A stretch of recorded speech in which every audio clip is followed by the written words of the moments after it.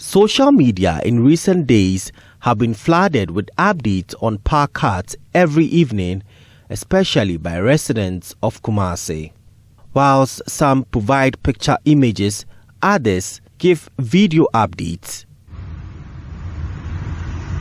So once again the lights are off, and this is Asqua, the whole of Asqua off. On Thursday evening, for instance, around 7:40, I decided to interview some residents on the situation. We are losing our customers because of the power outages, because anytime the light goes off, all the customers leave.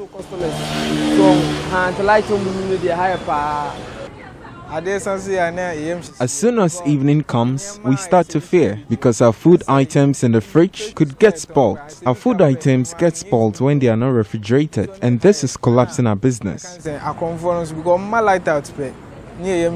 So a few minutes after these interviews, then the obvious happened. It's pitch darkness here in Kumasi. This has become the reality of residents here in the Shanti region after 8 p.m. almost every day. This is Mama Theresa's shop at Topai.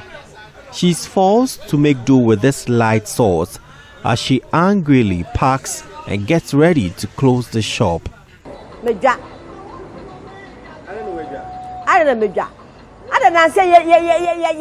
It is now 8 p.m. but for the lights out, this is the time her business booms.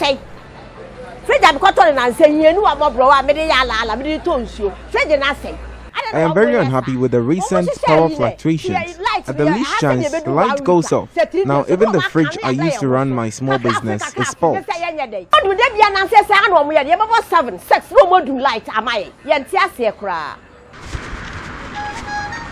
For weeks now, residents here in Kumasi have had to endure this situation. Earlier this year, Gridco brought in a transformer from Accra to be installed in Ahumaso to address this challenge. But that has had little impact, hence the resumption of work on the construction of an emergency response plan at Ejiso Krapa. Engineer Joshua Amwakoba is the CEO of Gridco. And this line will serve as a bypass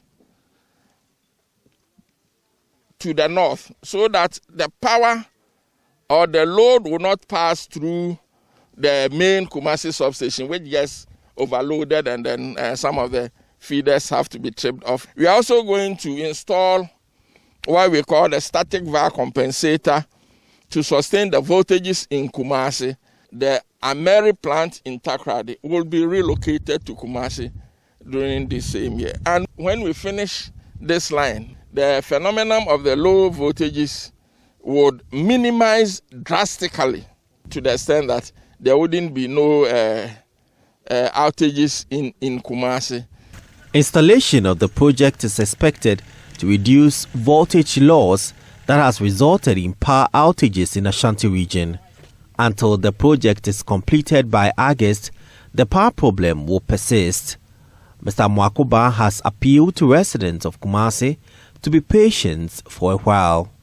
And in our estimation, this line will be completed end of June, middle of August, thereabouts.